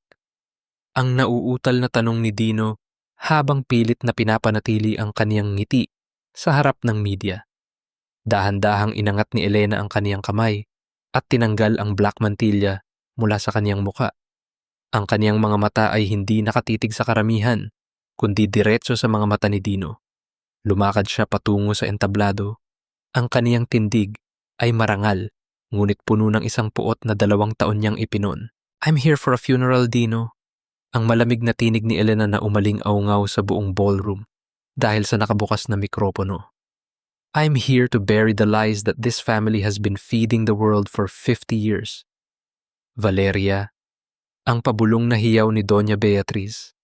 Ang kaniyang muka ay biglang nawalan ng kulay, tila nakakita ng isang bangkay na bumangon mula sa hukay. Nanigas si Dino. Ang kaniyang baso ay dahan-dahang nadulas mula sa kaniyang kamay. Ang tunog ng pagbasag ng kristal sa sahig ay tila hudyat ng isang digmaang wala ng atrasan. Ang mga tao ay nagsimulang magbulungan. Ang mga flash ng kamera ay naging mas mabilis. Kinukuha ang bawat sandali ng kahiyahiyang eksenang ito. Ang Elena na kilala nyo ay isang maskara lamang. Ang pagpapatuloy ni Elena habang humaharap sa media. Ang totoo, ako ang asawa ni Dino Salvador. Ang babaeng tinangka nilang patayin sa gitna ng dagat upang makuha ang kaniyang mana. Ang babaeng ibinalita nilang kumuha ng pera at nangaliwa habang sila ay nagsasaya sa perang pinaghirapan ko. "You're crazy! Sino ang maniniwala sa iyo?" Ang sigaw ni Dino, pilit na itinatago ang kaniyang panginginig. "Guards, get this woman out of here!" Ngunit walang guwardiyang lumapit. Sa halip, ang malaking screen sa likod ng entablado ay biglang nag-iba. Hindi na ito ang logo ng kumpanya ng mga Salvador. Isang video ang nagsimulang mag-play, isang kuha mula sa CCTV ng ospital noong gabing tinangka nilang lasunin ang kaniyang pangalan, at ang pinakakasuklam-suklam sa lahat, ang audio recording ni Doña Beatriz habang binabayaran ang mga tauhan upang pasabugin ang yate. Doña Beatriz looked like she was about to collapse. Her breathing became shallow, and her hands gripped her pearls so hard that the string snapped, and the white beads scattered on the floor like frozen tears. "It's not just about the murder, Dino," ang sabi ni Elena. Lumalapit pa sa kaniyang asawa hanggang sa maamoy niya ang kaniyang sariling takot. "It's about the truth that your mother has been hiding even from you." "Ano ang sinasabi mo?" ang tanong ni Dino. Ang kaniyang boses ay puno ng pagkalito. Elena turned her gaze to Doña Beatriz, who was now shaking in terror. "Tell him, Mama. Tell him that he doesn't have a single drop of Salvador blood in his veins. Tell him that you killed me, not just for the money, but because I found out that Dino is the product of your affair with the gardener 50 years ago." Ang katahimikan sa ballroom ay naging nakabibingi. Ang bawat taong naroroon ay tila nawalan ng hininga. Dino looked at his mother, his eyes searching for a denial, but Doña Beatriz could only look down at the floor, her silence being the loudest confirmation of her guilt. Dino's world crumbled. The empire he thought was his birthright was a lie. The identity he used to step on others was stolen. He wasn't a king. He was a bastard of a secret that was bought with blood. You lied to me?" Ang pabulong na hiyaw ni Dino sa kaniyang ina. Sa gitna ng kaguluhan, lumapit si Gabriel at inilabas ang mga warrant of arrest mula sa kaniyang coat. "Dino Salvador, Doña Beatriz Salvador, you are under arrest for frustrated murder, money laundering, and fraud." Nagsulputan ang mga pulis mula sa bawat pinto. Ang mga flash ng kamera ay tila mga kidlat sa gitna ng isang madilim na gabi. Pinanood ni Elena habang ang kaniyang asawa at biyenan ay pinupusasan sa harap ng libu-libong tao. Ang hiya na pilit nilang pinoprotektahan ay tuluyan ng nadumihan ng katotohanan. Elena stood at the center of the stage, the black mantilla now draped over her shoulders like a cape. She didn't feel happy. She didn't feel triumphant. She only felt a hollow sense of relief. Ang kaniyang mga mata ay naghahanap sa karamihan, at doon, sa dulo ng silid, nakita niya si Junior na hawak ng nurse ni Doña Isabela. The boy was looking at her, his eyes wide with wonder. For the first time in 2 years, Elena allowed a single tear to fall, not out of pain, but out of the hope that finally the nightmare was over. Ang gabi ng anibersaryo ay naging gabi ng paghuhukom. Ang bawat kasalanan ay may bayad, at ang mga Salvador ay magbabayad hanggang sa huling sentimo ng kanilang pagkatao. Ang sikat ng araw kinabukasan ay tila masyadong maliwanag para sa mga aninong pilit nagtatago sa loob ng mansyon ng mga Salvador. Ang kalsada sa tapat ng kanilang gate ay punong-puno ng mga reporter, kamera, at mga usisero na tila mga buitreng naghihintay sa huling hininga ng isang bumagsak na imperyo. Ang bawat headline sa dyaryo at bawat post sa social media ay iisa ang isinisigaw. Ang pagbagsak ng mga Salvador ay hindi lang isang balita. Ito ay isang babala. Sa loob ng isang malamig at madilim na selda, nakaupo si Dino. Suot pa rin ang kaniyang lukot-lukot na tuxedo. Ang kaniyang kurbata ay nakakalag na. At ang kaniyang buhok na dati ay perpektong nakaayos ay ngayon ay gulo-gulo na. Nakatitig siya sa semento. Ang kaniyang mga mata ay walang buhay. Ang bawat salitang binitiwan ni Elena kagabi ay tila isang sirang plaka na paulit-ulit na tumutugtog sa kanyang isipan. Bastardo, anak ng hardinero, isang kasinungalingan. Dino, kailangan nating tumawag ng abogado. We can still fix this, ang boses ni Doña Beatriz mula sa kabilang selda. Ang kanyang boses ay paos. Wala na ang autoridad na dati ay nagpanginginig sa lahat. Ang kaniyang mga mamahaling alahas ay kinuha na at ang kaniyang mukha ay mukhang matandang-matanda na sa ilalim ng bumbilya ng kulungan. Fix what, mama? Ang mahinang tanong ni Dino. Ang kaniyang boses ay puno ng pait. My whole life is a fake. I killed for that name. I betrayed my wife for that legacy. At sa huli, hindi naman pala ako Salvador. You made me a monster for a lie. Hindi iyan totoo. I did it for you. I did everything for our family. Ang hiyaw ni Doña Beatriz, habang ang kanyang mga kamay ay mahigpit na nakahawak sa mga rehas. Sa labas ng presinto, dumating si Elena. Nakasuot siya ng isang simpleng puting bestida, isang simbolikong paglilinis mula sa itim na gown ng paghihiganti. Hindi siya pumasok sa loob. Tumayo lang siya sa tapat ng gate. Pinapanood ang mga truck ng kumpanya na kinukumpiska ng mga otoridad. Ang lahat ng kinuha ni Dino sa kanya, ang kaniyang pera, ang kaniyang dangal, ang kaniyang katahimikan, ay dahan-dahang bumabalik sa kanya, ngunit wala siyang nararamdamang ligaya. Ang nararamdaman niya ay isang malalim na pagod. Dahan-dahang lumapit si Marites. Ang kapitbahay na dati ay nangunguna sa pangungutya kay Valeria. Hawak niya ang kaniyang cellphone, tila nag-aalangan kung ili-livestream ba niya ang pagharap kay Elena. Valeria, hija, ang sabi ni Marites. Ang kaniyang boses ay puno ng huwad na awa. Pasensya ka na sa mga nasabi ko noon. Alam mo naman, nadala lang ako ng mga balita. Kung kailangan mo ng testigo laban sa kanila, nandito ako. Tiningnan siya ni Elena ng diretso sa mga mata. Ang tingin ni Elena ay sapat na upang mapatahimik ang babae. Hindi kailangan ng katotohanan ang mga taong tulad mo, Marites. Ang kailangan mo ay salamin upang makita mo kung gaano kapangit ang pakikialam sa buhay ng iba. Naglakad palayo si Elena. Iniwan si Marites na nakatulala. Sa gitna ng daan, nasalubong niya si Gabriel. Ang lalaki ay mukhang pagod din. Ang kaniyang mga mata ay puno ng pagsisisi. I'm leaving, Elena, ang sabi ni Gabriel. I've signed over all my potential claims to the inheritance to a trust fund for Junior. Hindi ko kailangan ng perang galing sa dugo. I just wanted you to know that I really did care. Hindi sumagot si Elena. Ang sugat na iniwan ni Gabriel ay hindi pa hilom at marahil ay hindi na kailanman hihilom. Tumangulang siya ng bahagya at nagpatuloy sa paglalakad. Ang kaniyang patutunguhan ay hindi ang opisina, hindi ang bangko, kundi ang ospital kung nasaan ang kaniyang anak.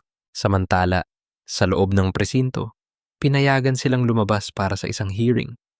Habang naglalakad sa pasilyo, nagkasalubong si Dino at Doña Beatriz. Ang galit ni Dino ay biglang sumabog nang makita niya ang kaniyang ina na pilit pa ring nag-aayos ng kaniyang buhok sa harap ng mga kamera. Stop it, Mama! Walang nanonood sa iyo. Everyone knows you're a fraud. Ang sigaw ni Dino habang hinahablot ang braso ng matanda. Bitawan mo ako, Dino.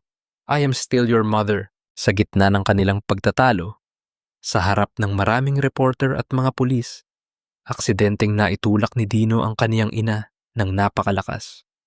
Ang katawan ni Doña Beatriz ay tumama sa matigas na gilid ng semento at dahan-dahang gumulong pababa sa hagdanan ng presinto. Katahimikan.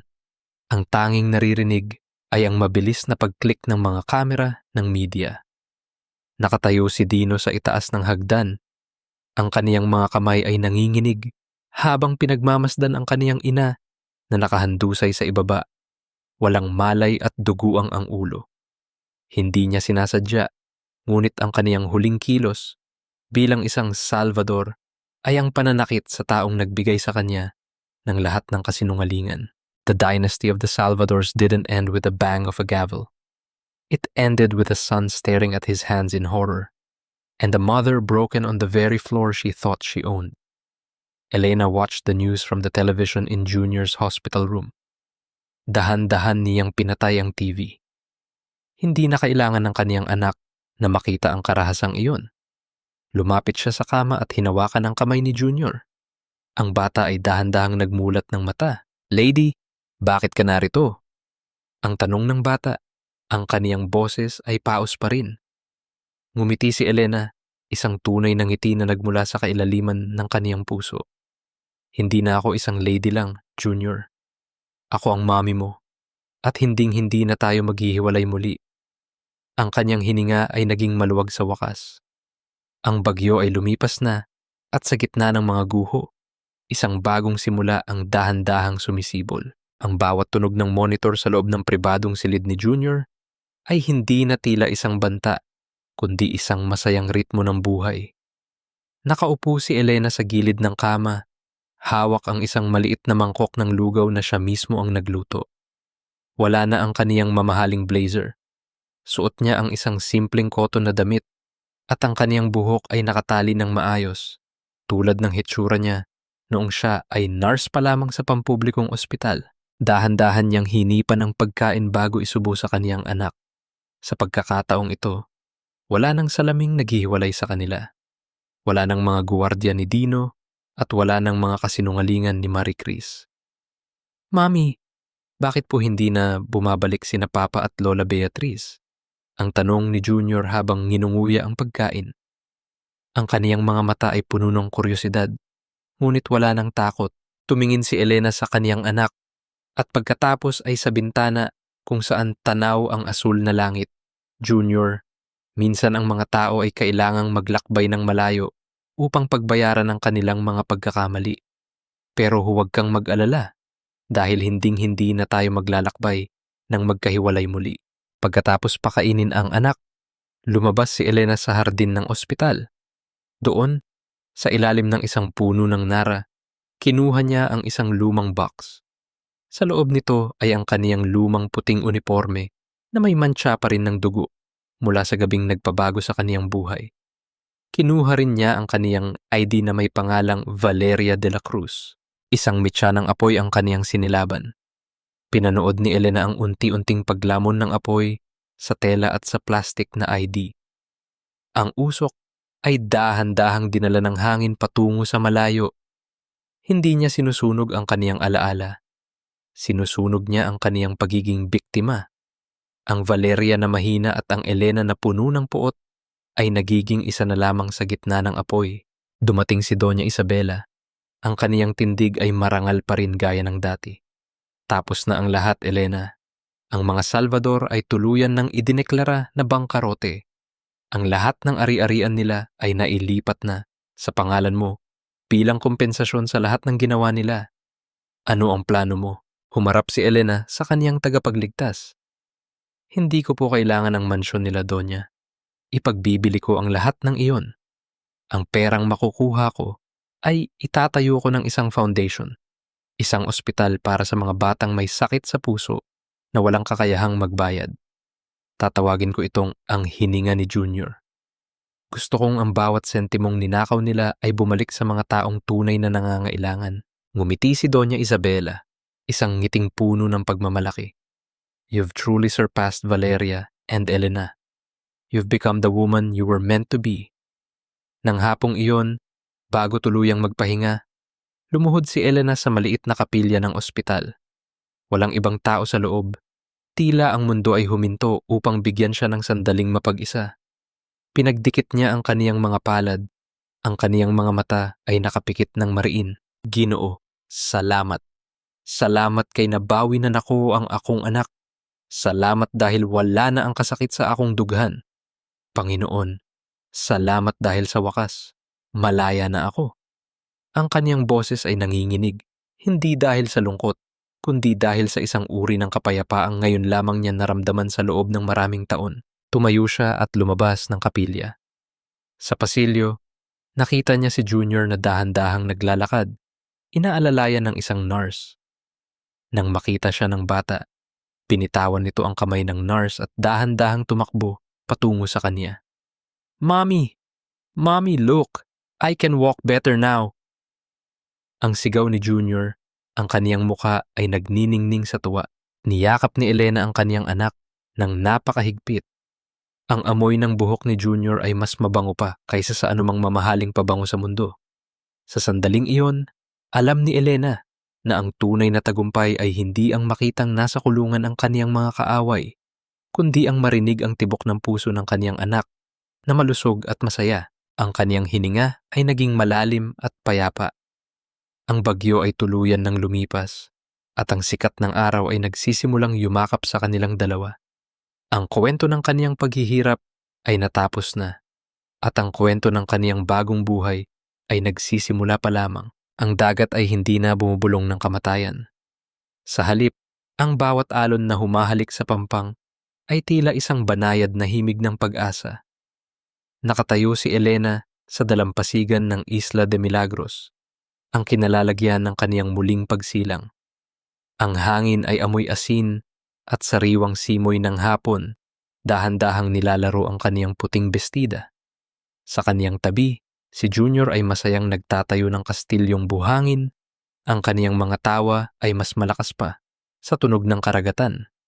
Wala na ang putla sa kaniyang mga labi, at ang kaniyang bawat kilos ay puno ng sigla ng isang batang binigyan ng ikalawang pagkakataon. Pinagmasdan ni Elena ang kaniyang sariling mga kamay. Wala na ang mga benda, wala na ang hapdi ng apoy. Ngunit sa tuwing titingin siya sa salamin, nakikita niya ang isang mukhang hindi niya kinalakihan. Ang kaniyang kagandahan ngayon ay isang paalala na ang kaniyang nakaraan ay tuluyan ng tinupok ng apoy. Ito ang kaniyang vinta ng sakit. Ang katotohanang kahit gaano siya kasaya ngayon, ang Valeria na nurse na puno ng inosenteng pangarap ay hinding-hindi nababalik. Nawala sa kanya ang kaniyang kabataan, ang kaniyang unang tiwala sa pag-ibig, at ang kaniyang kapatid na si Sofia. Nabalitaan niyang si Sofia ay nakatira na ngayon sa isang maliit na probinsya, namumuhay ng payak mula sa perang palihim na ipinapadala ni Elena buwan-buwan. Ngunit alam nilang dalawa na ang tulay na nagdurugtong sa kanilang mga puso ay tuluyan ng gumuho noong gabing ipinagpalit ni Sofia ang kaniyang ate sa mga barya ni Dino. Ang kapatawaran ay naroon, ngunit ang pagtitiwala ay isang basong kristal na hinding-hindi na mabubuo muli. Mula sa malayo, sa itaas ng burol, nakita ni Elena ang isang pamilyar na bulto ng lalaki. Si Gabriel. Nakatayo ito sa ilalim ng puno, nakatingin sa kanila. Hindi ito lumapit, hindi ito tumawag. Alam ni Gabriel ang kaniyang hangganan. Siya ang lalaking nagligtas kay Elena sa dagat, ngunit siya rin ang nagpapaalala sa dugo ng mga Salvador. Ang kanilang pag-ibig ay isang what if na kailanman ay hindi magkakaroon ng kasagutan. Ang pag-ibig na sana ay nagpagaling sa kanya, ngunit pinili nilang isakripisyo para sa katarungan. Mommy, look! Ang kastilyo ko. Matibay na! Ang hiyaw ni Junior habang itinuturo ang kaniyang gawa. Lumuhod si Elena sa buhangin at niliyag ang kaniyang anak. Matibay nga, baby. Parang tayo, ang sabi niya, habang hinahaplos ang pisngi ng bata. Dahan-dahang tumingin si Junior sa kaniyang ina. Ang kaniyang mga mata ay tila nakakakita ng mas malalim pa sa balat. Mami, masakit pa po ba? Ang tanong ng bata. Ang kaniyang maliit na kamay ay dumapo sa dibdib ni Elena. Huminga ng malalim si Elena. Napatingin siya sa abot tanaw kung saan ang araw ay dahan-dahang lumulubog. Nag-iiwan ng kulay ube at kahel sa langit. Na, anak, naapa ang sakit, pero dili na kini ang nagmando sa akong kinabuhi. May sakit pa, Junior, ang bulong ni Elena sa wikang kinalakihan niya sa probinsya. Pero ang sakit na iyon ay hindi na ako dinidiktahan. Bahagi na lang siya ng kwento ko, pero hindi na siya ang katapusan. Tumayo silang mag-ina at dahan-dahang naglakad pabalik sa mansyon ni Doña Isabela. Sa bawat hakbang nila sa buhangin, ang mga bakas ng kanilang paa ay dahan-dahang binubura ng tubig dagat. Tila ba sinasabi ng kalikasan na ang lumang dumi ay pilit na nililinis ng panahon. Ang hininga ni Junior Foundation ay nagsisimula na ring tumanggap ng mga pasyente. Ang bawat batang gumagaling doon ay tila isang paraan ni Elena upang mabura ang bawat luhang pumatak sa kaniyang mga mata noong siya ay Valeria pa lamang. Ang kaniyang buhay ay hindi naging perpekto at ang kaniyang puso ay pununo ng mga tahi ng nakaraan. Ngunit sa wakas, siya ay malaya na. Ang gabi ay dahan-dahang bumabalot sa isla. Ngunit sa pagkakataong ito, hindi na ito madilim para kay Elena. Ang mga bituin sa itaas ay tila mga mata ng kaniyang ina na nakatingin sa kaniya ng may pagmamalaki. Wala nang takot, wala nang pagtatago. Ang hininga ni Elena ay malalim, malaya at puno ng bukas.